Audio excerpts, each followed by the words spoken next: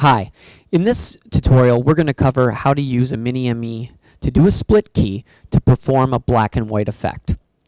Now, for a lot of Imag facilities, we want to create a tone and a mood. So sometimes for certain video that we're doing, we actually want the screen to be done in a black and white look.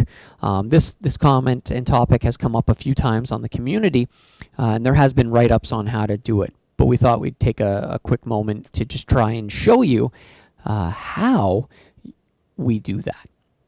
Okay, so we're here and we have our MiniME. So MiniME 3, program MiniME 3 is currently feeding my onset monitor, so my big Imag screen.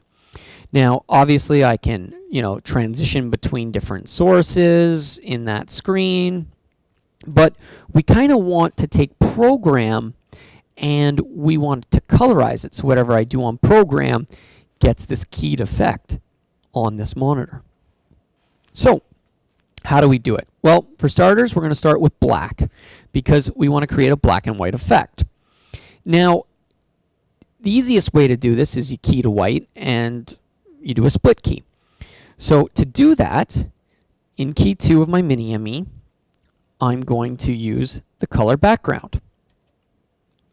And this matte generator, right, I can go ahead and say I want to load white. So now white has been loaded to the matte generator. And if we cut it on air, we see white. But we want to split it so that we can create an alpha source. So if you take your auto key and you hold down the keyer, auto select type, and now I select program. So now what I've done is I've split this key at a 50-50 split right now, meaning 50 clip, 50 gain, and we've now split to that color matte generator. So here, the color matte generator, as you can see, is now giving us a nice black and white effect. And you can adjust your gain to create, a washed out look or a more sepia type look.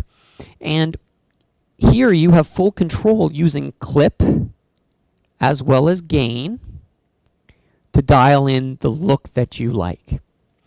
Now what's also nice is if I'm using the always on air feature, so since MiniME 3 feeds my screen, it's actually always on air and I want it to drive tally accordingly.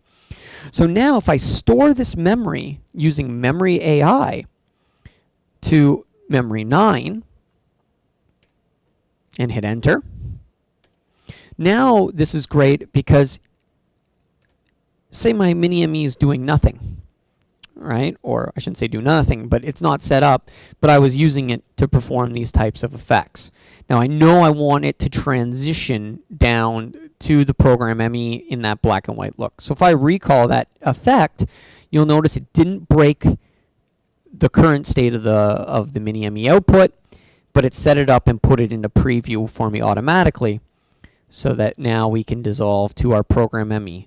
And so now as we do things on our program ME, right, everything is now being performed with that black and white look applied to it. So it's a really easy way to do that. Now if I want to transition gracefully out of the black and white back to program, I simply just select it in my preset bus and dissolve the key in the background. And now we'll slowly transition ourselves from black and white back into color. So it's a real easy way to do it. It's very simple to set up and you can perform it with any keyer because you're just using a linear key. Now one little bonus point that I'm going to add is you can apply actually any color filter you want. So if I use that same process and we just look at that in black and white, if you go to that color matte and you start playing with your saturation and your hue, you can actually colorize this any way you like. So you can create a colorized element by using that color matte generator and not just using a white. So thanks for having the time to take a look at this tutorial. And as always, if there's any other ones that you'd like to see us do, please send us a note at switchers@rossvideo.com, and we'll be sure to get one out as soon as we can. Thanks a lot. Have a great day.